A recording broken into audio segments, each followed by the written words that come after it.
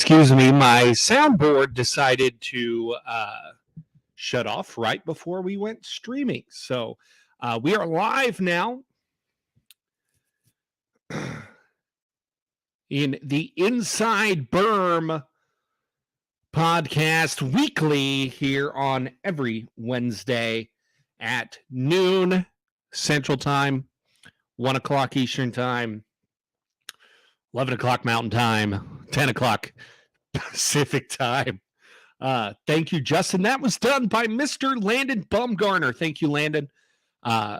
Friend, personal friend, and he's always been a really great guy to deal with. If you need anything like that done, make sure to hit up Landon Bumgarner. Music by WhiteBatAudio. I'm going to dive right into it. So let's get our sponsors out of the way. Spinebuster brand. This week, I will be dropping something on Spinebuster brand that you will want to see. Friday, it will be posted to Inside Berm. It will be posted to Monstar Pro Media. And it'll definitely be posted to Spinebuster brand on Facebook. So make sure to hit up Spinebuster brand. Jake's Dad Carbs, 405-640-6862 for all your 600 micro carb needs, as well as Victory Fuel, flavored electrolyte water. Get your daily vitamins, electrolytes. It's low sugar, caffeine free, no artificial coloring, and kid friendly. Only Victors drink Victory Fuel. Guys, today's a big show. Daytona 500 happened last week. Oklahoma racing weekend starts this week. There was a few things that I was hoping would come to light before we went on air, and I'm going to do one quick little check to make sure. But as I see now, I don't think they've come to light, so I'm not going to talk about it. But maybe we will be able to go live later in the week if there is a chance to talk about those things. But let's get right to it. There is something big happening this week, and a big announcement that I have been waiting to make. As some of y'all know, it's been a frustrating couple years for me in the announcing circle. Ever since Monarch Motor Speedway closed, I have been without a announcing job. And here we are. Chris Cavaney, thank you for joining us. Here we are. We are about to announce that I am coming back to announce auto racing. Dirt racing. This is the tease that I made yesterday. For all you Fender fans, I'm going to be back somewhere that is a big-time Fender place. And I'm going to go ahead and announce it today. Yesterday, I got the official call. I will be back at Southern Oklahoma Speedway in 2024 full time. Very excited. John and Nikki Webb trust me with the microphone at Southern Oklahoma Speedway. It's been since 2019 that I've called a race there, and had some family issues go down at that point, and needed to take a step back. Unfortunately, lost my job within a month of taking the step back, and just kind of been trying to find my place in racing ever since. Monarch came available, and I was able to go work down there for the Keltons, and I can't thank them enough. I feel like I am a different man than when I was than the last time I was at Southern Oklahoma Speedway as an announcer, and I mean that in a good way. I have stepped my game up tremendously, in my opinion. But I'm very excited to be back and see my racing family there. Bill, I'm glad. I told you you were going to be excited about this, and here it is. I mean, I'm excited as well. I'm so blessed to have this second opportunity with Southern Oklahoma Speedway, and I promise that I'm going to do my best for you guys. I'm going to do my best, and I'm going to work as hard as I can for you folks, so that to bring you quality announcing, and a professional environment there. Like I said, thank you to John Webb for giving me this opportunity, and I'm hoping I don't let him down, and I'm going to do my best. So, Bill, like I said, I knew you were going to be excited. So, I messaged you and told you, hey, be on the ready during the announcement, because the announcement was coming on the podcast. So it was kind of a perfect opportunity, a perfect time for him to call me, because I was doing this podcast today, and I'm just really excited to be able to, to be back in auto racing after a year away in professional wrestling, to be honest.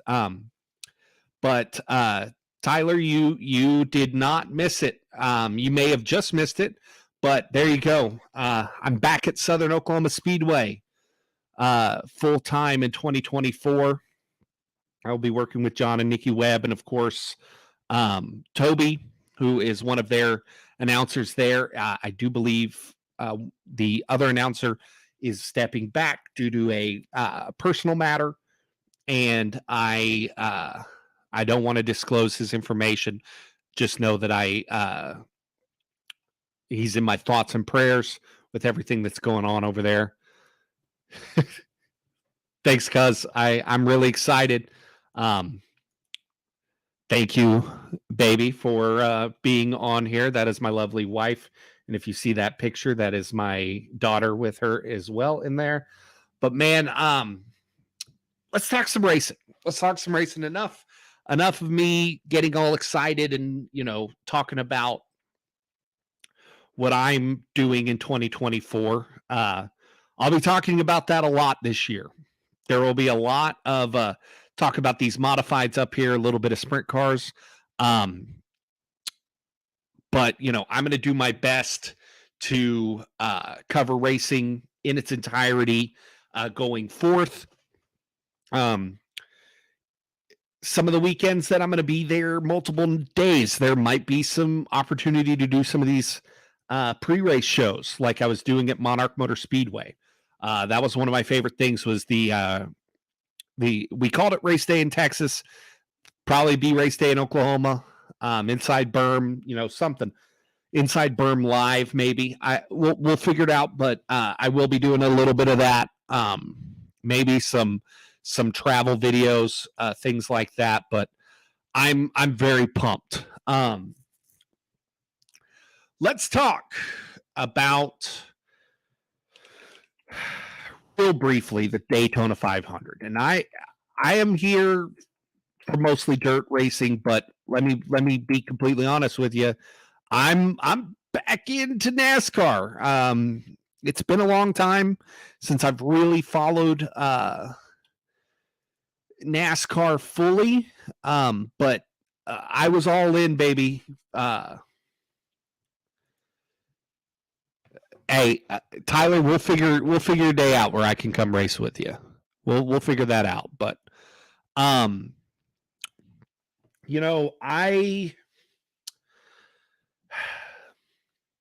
it's been a long time since I've been fully on the train for NASCAR, and this week was a very interesting week. I tried to engross myself fully in what NASCAR was doing. I watched the truck race. I watched the the duels.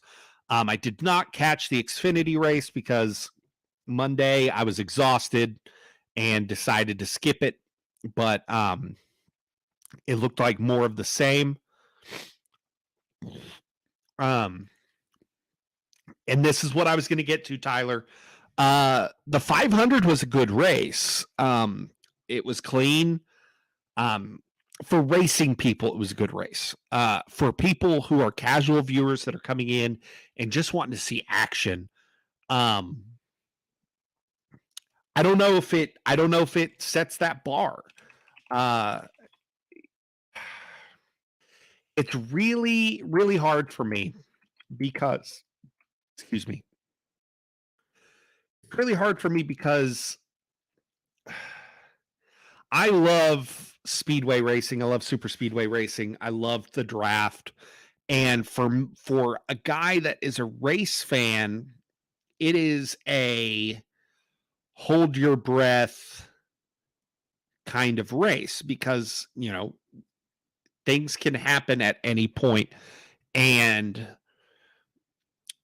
I feel like that was served at the beginning and the end. The middle, something has got to be done about this fuel saving part. I thought the stage racing would help Daytona get a little bit more racy during the middle, but it's not. It's just really not. It was a good race. But something has got to be done, and I don't know what to do with NASCAR. I have loved NASCAR since I was a kid. Big Dale Jr., big Dale Earnhardt, Jeff Gordon fans. Bill, I get it. NASCAR. I mean, that's kind of where it's been. And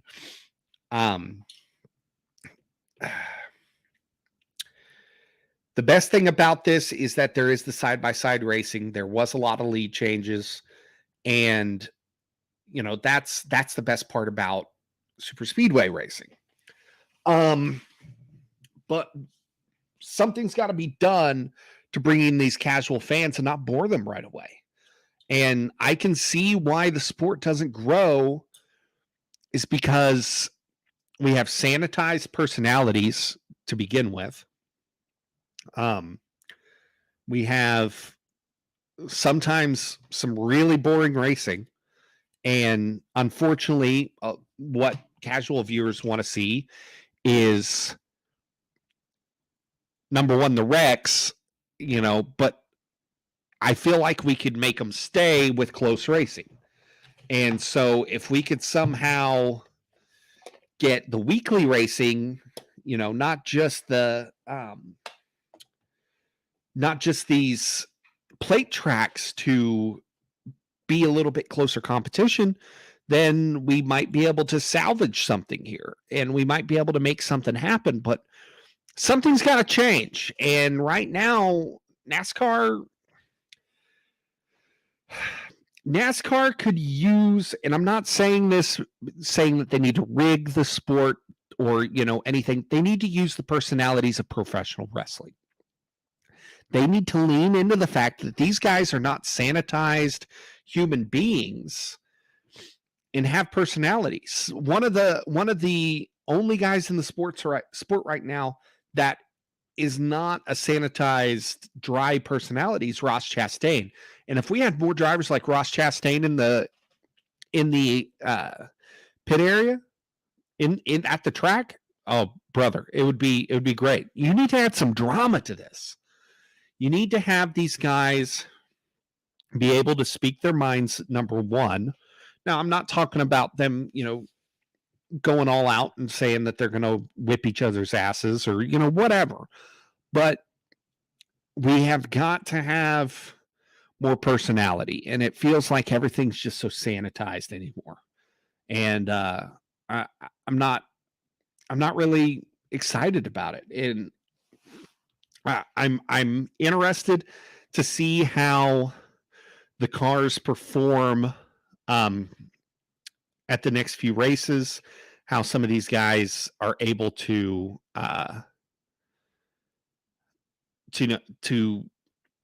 what the season is ultimately going to look like. And I think we're going to get that. I think we're going to have a really good racing season in NASCAR. We've got some really good drivers. But if you don't think William Byron is going to be a big time star in NASCAR, you better check yourself, because kid knows how to race. If they let the personality come out a little bit, I think we're going to have a really good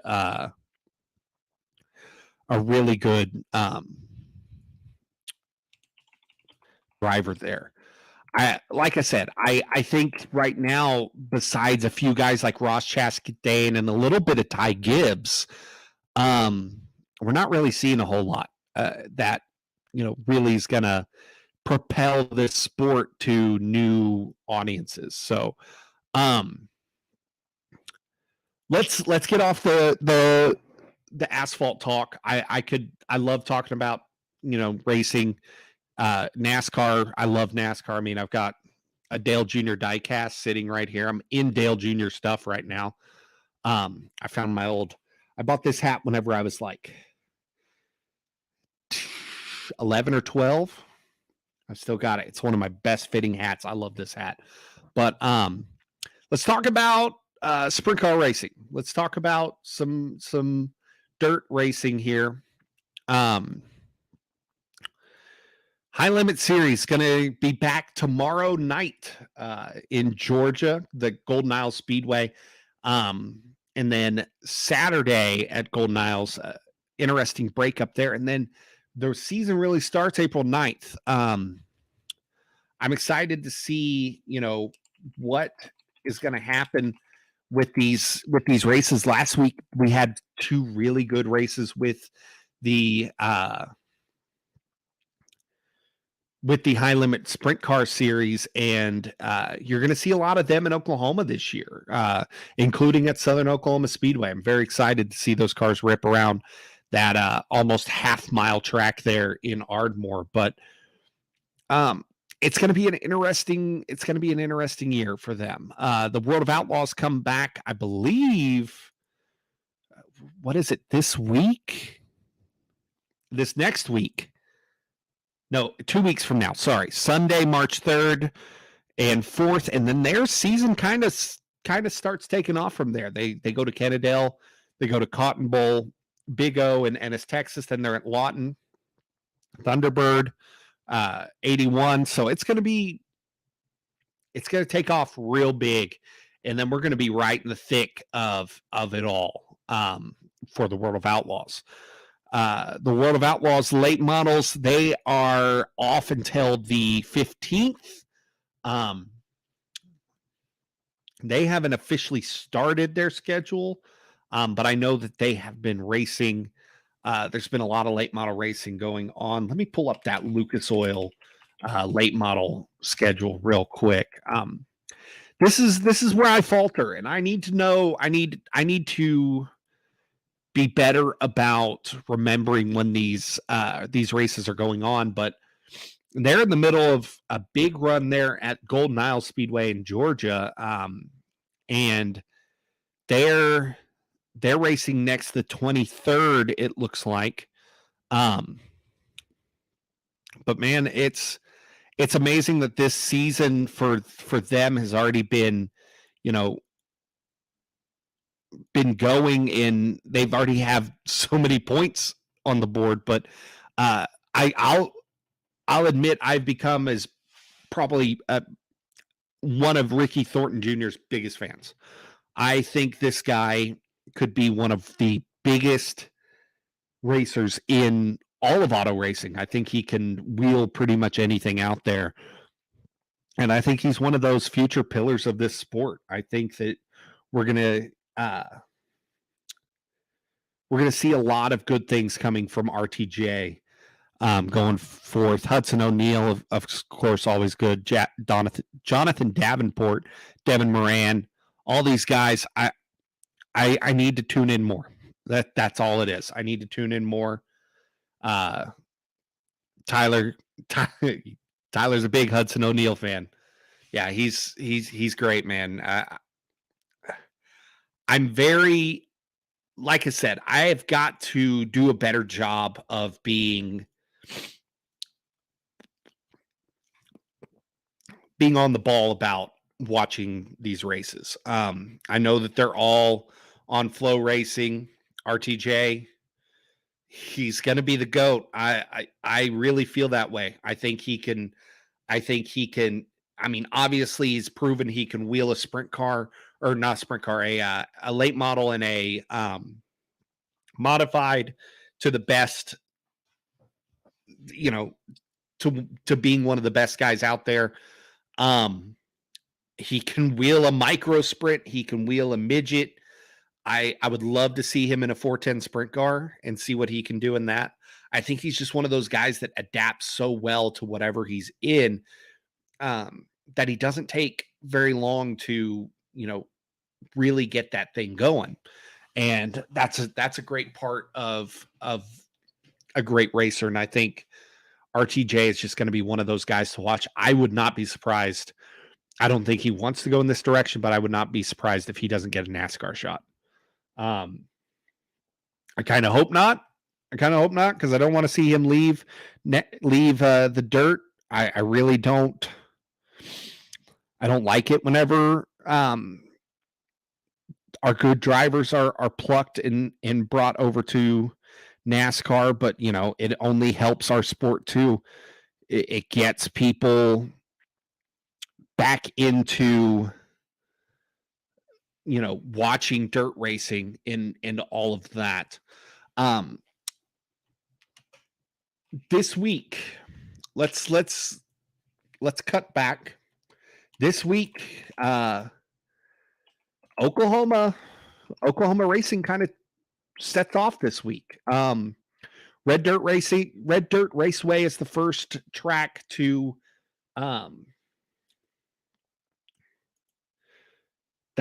it's very true, Tyler. It's very true. I know Kyle Larson has said that he's only going to race in NASCAR long enough to where he doesn't have to worry about racing. He doesn't have to worry about money in the future, just racing. I would assume Christopher Bell is that same way. I'd love to see all of them go make all the money in the world and then bring it back to racing like Kyle Larson is doing. So, Red Dirt Raceway kicks off this weekend with the Micro Meltdown. Now 600 series will be on tap. It's full weekend, 2 nights of racing at Red Dirt Raceway. The 23rd and the 24th, that is Friday and Saturday. And general admission $15. High school students and younger are $5. Kids 5 and under are free. Tailgate area is $70 per carload with up to 8 people per car. Pit passes are $35. Make sure you head out to Red Dirt Raceway. If you've got a local racetrack, head out there and help make dirt racing great again, because we need you people there. We need everybody at the track supporting these local tracks. And without that, it's not going to survive. And right now, dirt racing is better than ever. You can see great dirt racing wherever you are. And it's the best it's ever been. So why are you missing it, is how I look at it. So go watch some dirt racing. The Micro Meltdown will be the tuners, the turf tire micros, dwarf cars, mini late models, mini mods, and then, of course, the now 600 non-wing micros, the now 600 A-class micros, and the now 600 restricted micros. You're going to see a lot of really great racing at Red Dirt Raceway, the tiny bull ring there in Meeker, Oklahoma. Excuse me there. Yeah.